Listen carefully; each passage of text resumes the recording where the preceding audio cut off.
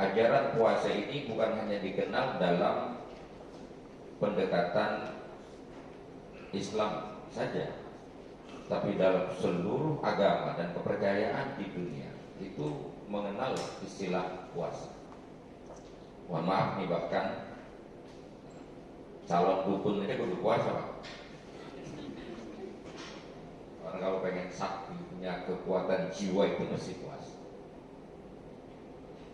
Makanya satu ibadah dalam Al-Quran yang Allah sebut langsung, puasa itu la'allakum tattaqun. Dalam ilmu tafsir dikatakan la'alla fil Quran litahqiq. Jadi bukan lagi mudah-mudahan dalam versi gramatikal bahasa Arab. La'alla itu artinya untuk mudah-mudahan. Tapi dalam perspektif Quran, sepakat ahli tafsir bahwa la'alla itu pasti. Itu artinya orang yang benar-benar melaksanakan puasa, pasti dia akan menjadi orang yang bertakwa. Ayat ini kemudian lanjut pada ayat berikutnya, kita akan ketemu kepada ayat yang terkait dengan la'alla juga, yaitu la'allahum yarsyudun. Pasti mereka akan terbimbing oleh hidayah.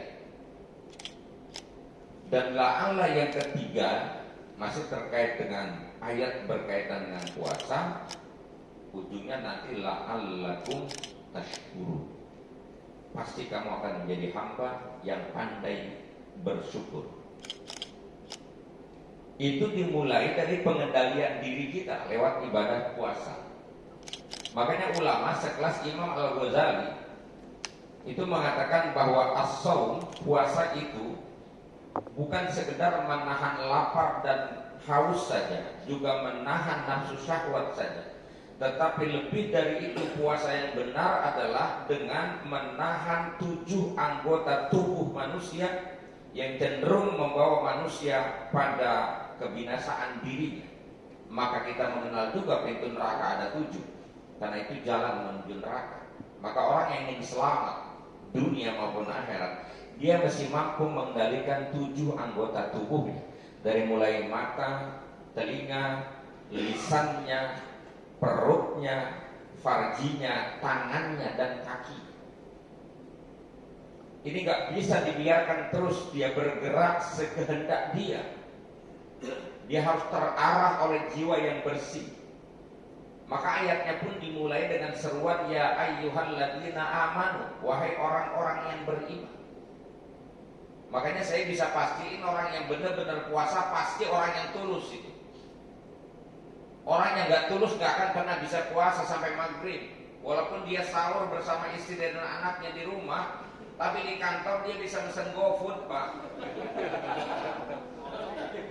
Kan gitu. Kalaupun dia malu sama temennya, gengsi, dia nggak makan di situ, tapi nanti pulang lewat warung Padang atau ada warteg berkah, dia bisa mampir.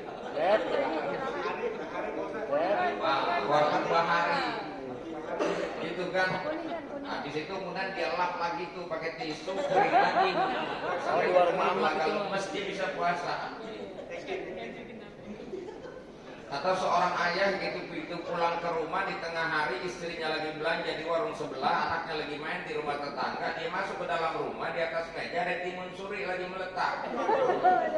Di samping timun suri ada sirup marjan, warnanya merah dahsyat. Di samping meja makan ada kulkas 2 pintu. Kulkas atas dibuka waktu lagi pada kumpul. Itu bawah dibuka itu botol pada netes kayak gitu. Anak nggak ada, istri nggak ada, tinggal dimainkan sebentar gitu. Ambil pisau, ambil baskom, selesai urusan, tuntas semua hajat. Nah, tapi dia tidak lakukan itu. Kenapa? Karena dia bukan takut sama istrinya, bukan malu sama anaknya. Saya bisa pastikan dia bisa bertahan dengan haus dan laparnya di siang hari, dengan godaan yang begitu dan dorongan syahwat yang begitu kuat. Itu semata-mata karena dia mengerti siapa Tuhan. Dia paham dan dia takut sama Tuhan. Itulah strategisnya puasa. Dan ini berbeda dengan ibadah lain. Ibadah lain itu kita bisa tunjukkan diri kita, show of force. Padahal cuma gaya-gayaan mungkin. Ya. Ada orang ibadah gayanya kayak wali, ada sholatnya kayak wali, pakai jubah kayak Batman, ya, pakai udeng-udeng segede ban Vespa begitu. Nah, diangkat-angkat gitu kan. Bisa saja. Jadi itu ibadah masih bisa ditunjukkan kepada orang. Ada show-nya di sana. Nah, zakat, sedekah, santunan, orang bisa juga pamer itu Pak. Ya di streaming, dipasang status dan seterusnya. Begitupun haji, karena satu kampung nggak banyak dalam 1 tahun, paling 2-3 orang yang berangkat. Begitu fenomenalnya dirinya itu. Sehingga begitu pulang pun dia datang lagi ke Jakarta, datang ke Indonesia, yang perempuan pakai abaya, yang laki pakai jubah, udah kayak wali itu. Nah, padahal di sana mah tidur mulu. Saya ngomong begini karena kan pengalaman Pak. Karena katanya tidur. Artinya ibadah-ibadah yang lain itu bisa kita tampilkan. Dan ini sangat berbeda dengan puasa. Apa yang kita mau tampilkan dengan puasa? Tidak ada. Kita benar-benar menzerokan diri kita. Masuk pada titik nol. Nggak ada yang bisa kita tampilin. Yang lagi puasa di sini. Apa menampilkan kehusuan puasanya lewat adu mulut Pak? Kita menampilkan kehusuan puasa kita. Kalau ketemu orang kita berludah kiri kanan, geli orang sama kita. Atau supaya kita bilang puasa kita paling baik, kalau ketemu orang kita jalan kita langsung mesin kata di pagi belum makan. Tidak bisa. Tidak ada bisa kita tampilkan, tidak ada bisa kita banggakan dengan puasa kita. Karena ini adalah penataan diri kita. Ini urusan kita dengan Tuhan. Nah kalau ini udah benar nih urusannya, buahnya itu dahsyat sekali. Ketika orang sudah mengendalikan dirinya dan dia menyerahkan pengendalian itu kepada Tuhan dan dia menuruti apa maunya firman Tuhan. Ini kalau bahasa dalam Islam namanya firman Allah Pak. Kan saya tanya ada non Muslim, ada kan? Firman Tuhan, maka dia akan serahkan itu kepada Tuhan. Nanti kita akan sampai pada titik kebenaran di mana manusia itu baru akan mencapai kebenaran ketika dia hanya melakukan sesuatu berdasarkan apa yang dia tahu, bukan berdasarkan apa yang dia mau.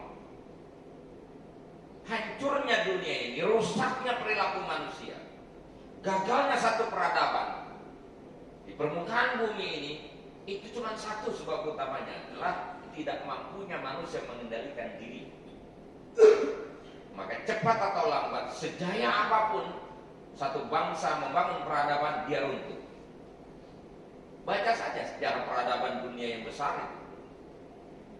Peradaban Atlantik, peradaban Mesopotamia, peradaban Romawi, semua dihancurkan karena kesombongan, ego manusia. Hilang nilai-nilai kemanusiaan. Nah puasa membangkitkan kembali kesadaran pertama kita adalah manusia yang kita bertuhan, sehingga hidup kita harus menuruti maunya Tuhan. Bukan Tuhan menuruti maunya kita, selama ini selalu kita paksa Tuhan menuruti maunya kita. Ya Tuhan berilah aku sesuatu, berilah aku. Kalau kau beri aku taat. Kalau enggak, nah aku sableng lah. Dia menjauh sama Tuhan, bukan semakin dekat. Yang kedua, apapun yang dia buat, dia harus menyesuaikan langkahnya dengan ketetapan Tuhan. Apa yang kata Tuhan boleh, ya boleh. Kata Tuhan tidak, ya tidak. Itulah hamba namanya. Nah ketika dia mencapai posisi ini, posisi penghambaan ini, dia disebut dengan sebutan hamba Allah di hadapan Tuhannya. Ini pangkat kedudukan tertinggi yang harus kita raih. Kalau pangkat kedudukan di dunia ini ya sudah ada judulnya masing-masing Pak, ada title-titlenya masing-masing. Tapi judul kehidupan manusia di alam semesta ini, siapapun dia, pangkat tertinggi kita adalah ketika kita berhasil mengambil posisi kita sebagai hamba Tuhan, sebagai hamba Allah. Dan sebagai hamba Tuhan, kita diperintah juga oleh Allah untuk membangun peradaban Tuhan di bumi ini. Dengan apa? Menularkan nilai-nilai ketuhanan dalam diri kita untuk kita lakukan itu dalam kehidupan bersama. Ini yang dalam bahasa agama namanya kesalehan sosial kita. Kalau tadi bicara kesalehan ritual kita, ini bicara kesalehan sosial. Dan itu pun baru akan tuntas bila di sana ada kesadaran pengendalian diri, bukan membiarkan ego kita berkembang begitu saja. Sehingga yang muncul adalah kebersamaan. Mimpi kita ngomong hidup bersama, bersatu, selalu jargonnya mari kita bersatu, bersaudara. Tidak akan pernah terwujud kemauan bersaudara itu tanpa kita ikutkan dengan kesadaran kita harus mengendalikan diri kita dari keakuan. Kita harus menerjemahkan hidup dalam bentuk perilaku kasih Tuhan. Dan itulah nama Tuhan yang paling sering kita sebut, Ar-Rahman, Ar-Rahim, Tuhan yang pengasih lagi penyayang. Zikirnya Rahman dan Rahim, zikirnya Tuhan pengasih penyayang. Tapi kita seringkali gagal menerjemahkan itu dalam hidup kita. Kita nggak punya kasih, kita nggak punya sayang. Yang ada adalah ambisi pribadi kita. Maka dalam bidang apapun kita hidup, kita akan gagal jadi manusia. Jangan kita bicara tentang soliditas tanpa ada solidaritas. Jangan juga bicara solidaritas kalau tidak ada kasih. Omong kosong semua. Bagaimana kita menjadi satu tim yang solid? Ini kan paling ngomong ini namanya perusahaan gini kan, semuanya punya tugas masing-masing. Harus bersinergi semua. Jadi harus membangun soliditas kan gitu Pak. Harus mulai dari solidaritas itu. Dan itu tidak bisa kecuali kita masing-masing menyadari diri kita bahwa kita butuh orang lain. Minimal begitu deh. Kalau nggak berpikir bahwa hidup kita memberikan manfaat kepada orang, berpikirlah bahwa hidup kita sangat bergantung dengan hidup orang lain. Coba bangun kesadaran itu. Untuk sedikit menurunkan ego kita, Pak. Nggak ada nih yang bisa hidup sendiri nih, Pak. Saya jadi ustadz, ya, kalau jadi mubalik begini, saya sangat butuh umat loh, Pak. Makanya saya jadi ustadz nggak boleh sombong, nggak boleh manja. Kayak ngatur umat begini begitu, wong saya butuh umat. Coba bayangin kalau saya suruh ceramah sendirian di meja kosong, Pak. Orang nggak mau dengerin saya, celaka nggak saya itu? Waduh, ustadz butuh umat, umat butuh ustadz, ustadz juga butuh umat. Hidup ini nggak ada yang nggak butuh laki-laki betapapun jantannya, seringkali mampu dalam kemandiriannya. Betapapun hebatnya laki-laki, dia butuh kehangatan wanita. Jangan pungkiri itu. Dan wanita sekarang berjuang mengejar kesetaraan. Mungkin dia membangun sejarah masa lalu untuk Rifan, balas dendam. Kalau dulu perempuan tertindas, sekarang kita sudah bisa mandiri. Kita tidak butuh laki-laki. Nggak bisa juga.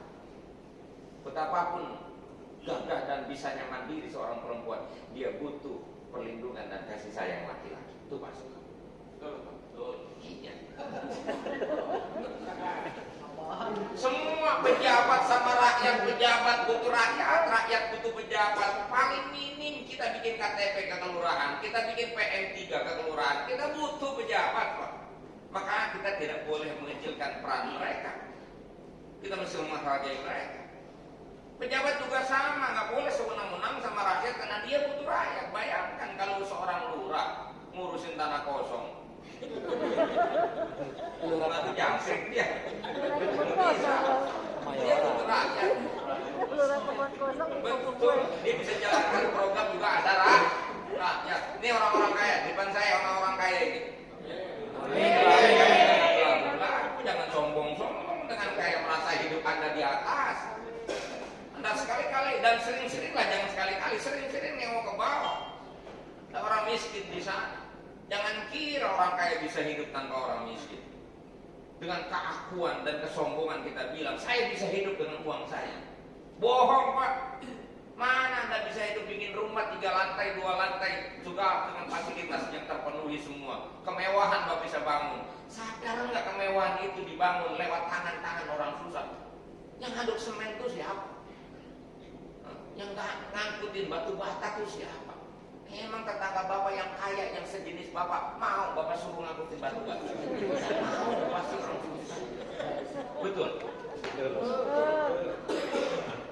Maka sering saya bilang, Anda orang kaya, jangan sombong melihat orang miskin.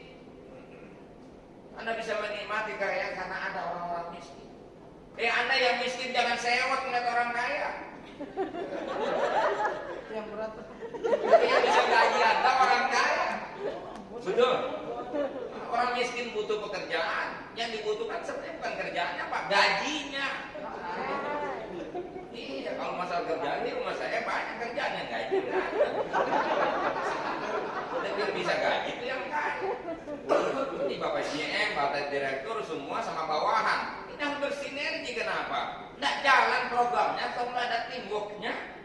Betul itu. Makanya kalau Nabi ngajarin ketika dapat assalamualaikum ayyuhan nabi, keselamatan untuk wahai nabiku, kata Allah.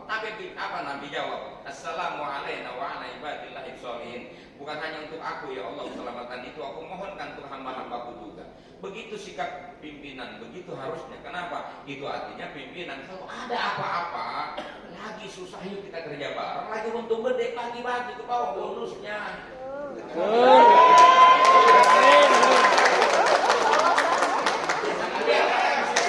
Insya Allah kabul. Ya harus begitu. Amin.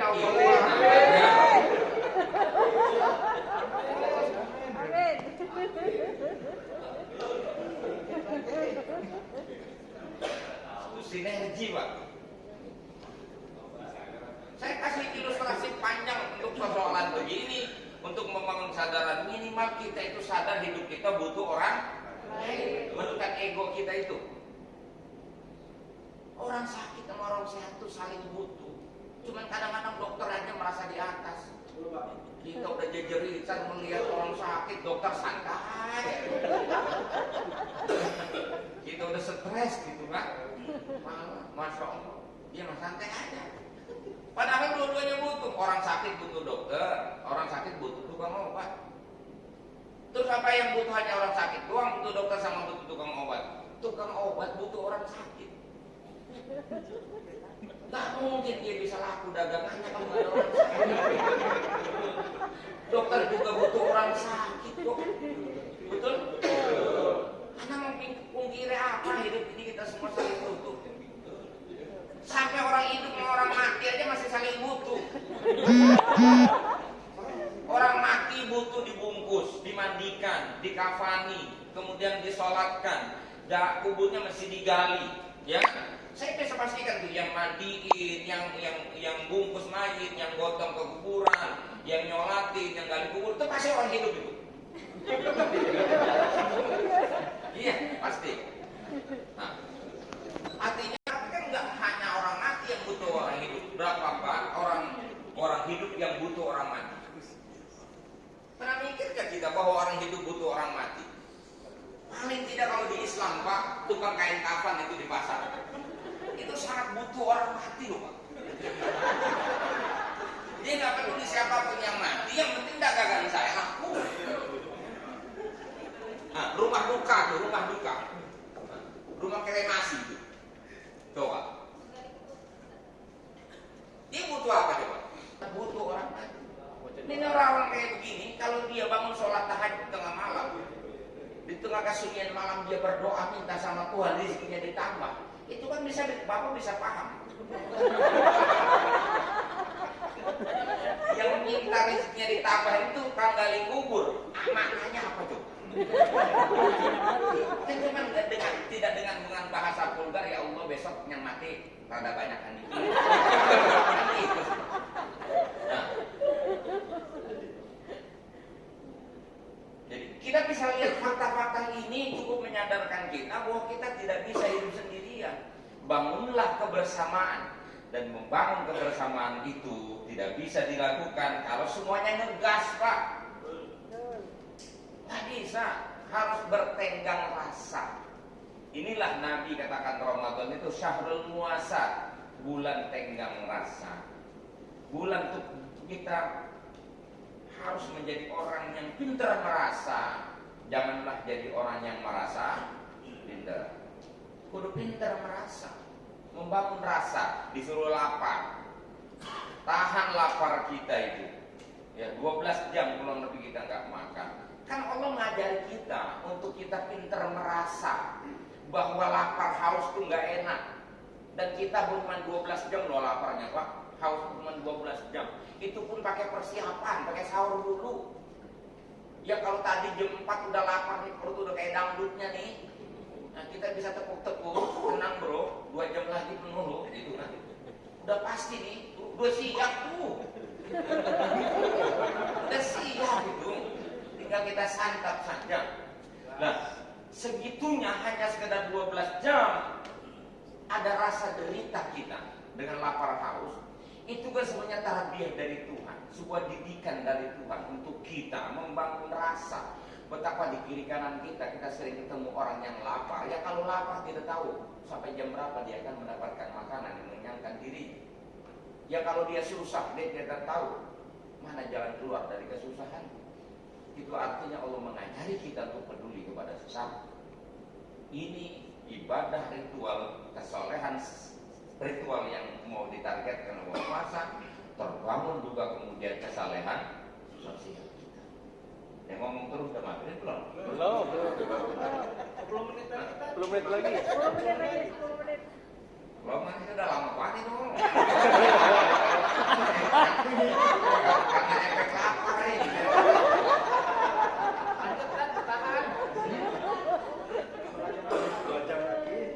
Itu jadi tadi pengendalian diri, ego. Dan itu nggak ada artinya juga. Kita memelihara ego kita juga nggak ada artinya. Pada akhirnya apa efeknya?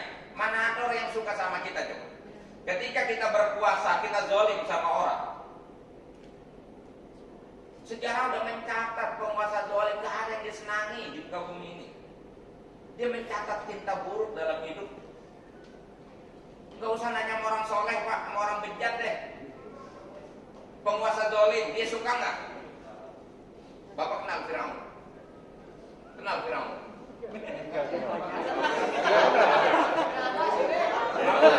Ada keturunan. Tahu ada cerita. Dulu ada raja namanya Firaun berhadapan dengan Nabi Musa. Nabi Musa membawa kebenaran, Firaun mempertahankan kezaliman, kekafiran sampai mengklaim dirinya Tuhan. Saking sombongnya Allah murka, kemudian Allah binasakan dia. Siapapun membaca cerita ini akan berada di pihak Nabi Musa. Nggak akan ada yang berpihak di pihak Firaun. Oh, gue demen sama Firaun ini berani menanti gitu. Enggak, pasti dibenci. Pasti. Dan sampai hari ini, sampai hari kiamat, insya Allah tidak ada orang yang suka sama Firaun. Semasa saya hidup ini saya belum pernah ketemu ada orang ngasih nama anaknya Firaun. Itu kan bukti Pak, orang nggak ada yang suka. Kezoliman. Anda kaya, Anda sombong. Ya. Kayak di TikTok hari ini kita lihat seseorang pamer-pamer kekayaan. Mengerikan itu. Dia hanya pamer, tapi pelitnya sumber langit. Dia pamer kekayaan, tapi dia nggak peduli. Sekalinya dia peduli hanya untuk bahan medsos saja. Dia mengambil keuntungan juga dari situ. Singkatnya gini lah, jiwa pelit itu, siapa yang suka dengan jiwa pelit Pak? Ada nggak orang senang dengan kepelitan? Nggak ada. Ini ada di sini saya tanya semua, senang nggak orang pelit? Tuh yang pelit aja nggak senang orang pelit. Itu kan mufti.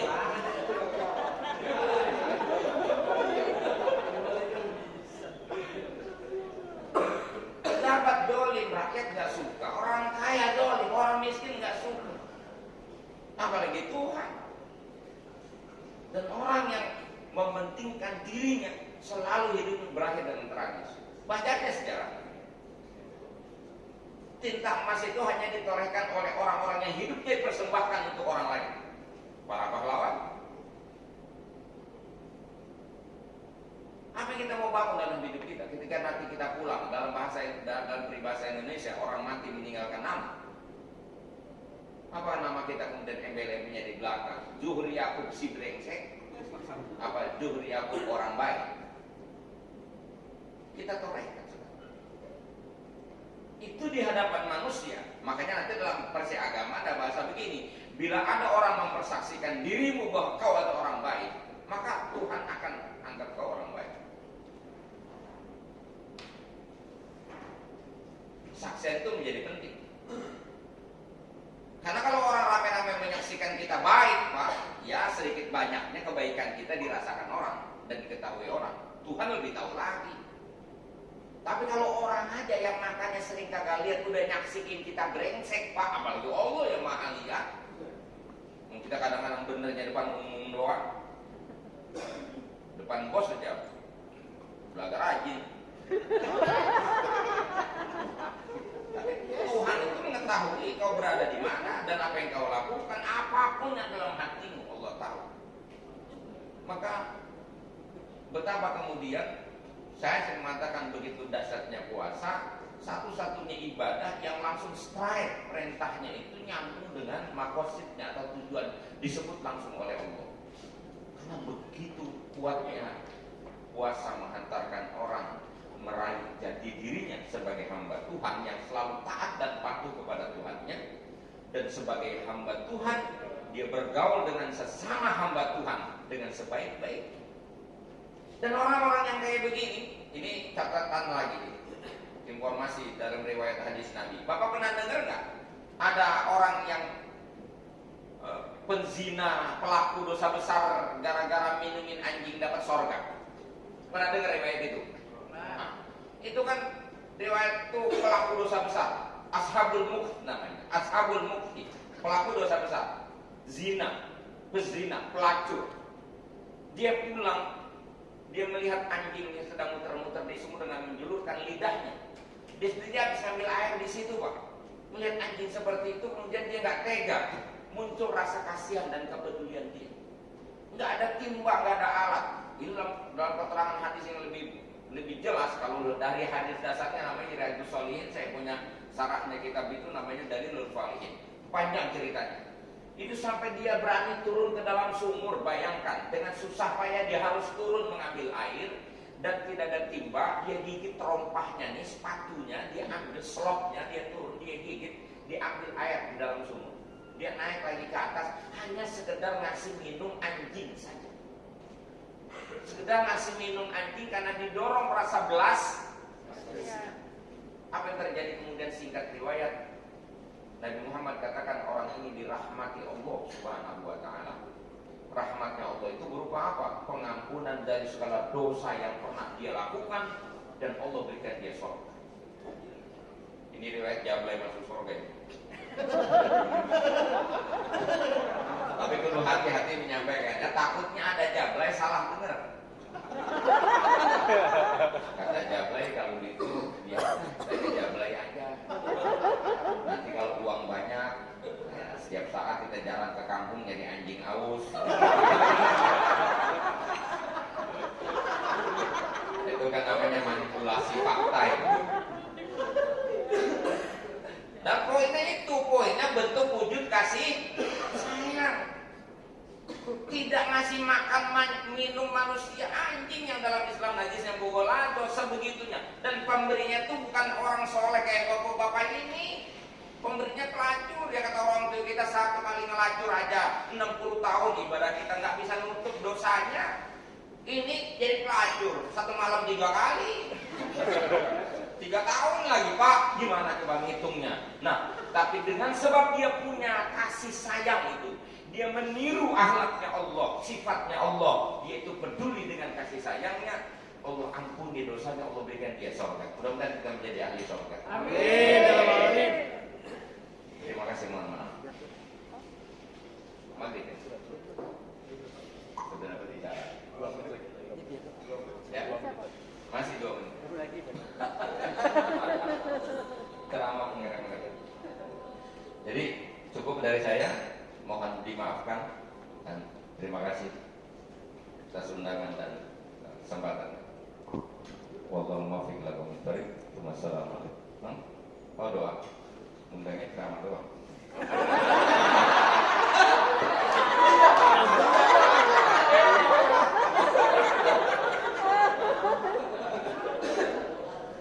Bapak yang kabul dan memikul usul maqul salah sya'ni zahiran batin fiddin wal janna wal akhirah dafi'atan likulli syarr jalibatan likulli khair. Al-Fatihah.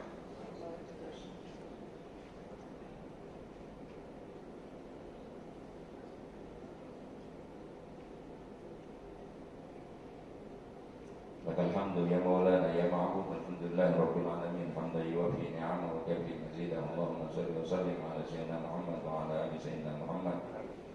Allahumma ihdina fiman hadait wa afina fiman afit wa tawallana fiman tawallait wa barik lana fima a'tait wa qina bi rahmatika syarra ma qadait.